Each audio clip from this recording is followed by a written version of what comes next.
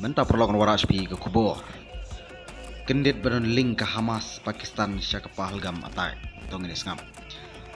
Ke Pahalgam attack ke pen iki juk ke jingja sya ke jingar thma ke Hamas sya ke Israel. Haus nem arjar pulai.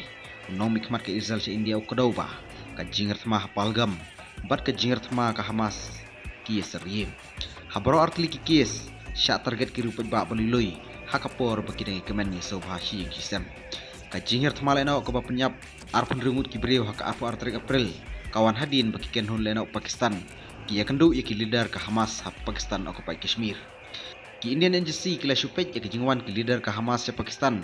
Naru bostang usnam arjar pesan.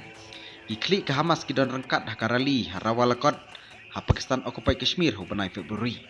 Kanega rally la pelong hak Kashmir Solidarity Day badan lang daki leader lena Pakistan. Ai jingkren unong aikitin ke Hamas hak kanega rally. Daga batawa ya kalama jangka Pakistan bat jangka Palestine. Kanega longkum ke jing sakan mau. Bagadai ke jingi lumpat ba kapom jujia kot jangka Hamas ha Pakistan occupy Kashmir. Ki leader ke Hamas kili jengoru ya ka Jaish-i Muhammad headquarters ha Bahawalpur. Unong aikitin ke Hamas undang ai jingkren ru ha parlimen jangka Pakistan. Ki singi mensyau nusnem. Ke Hamas ke pelong ru ya ke jingyat pat ba Al-Aqsa. Kabadai tang ki cenrang ha nusnem baladap ha Karachi. Unong akitin ke Hamas o kublay ke Pakistan. Baka aja keri ke koidi ke Palestine bayo pen. Unong mikmat ke Israel umaham. Yo kanang he ke jingis no ketilang ha paring kileno ke pertai.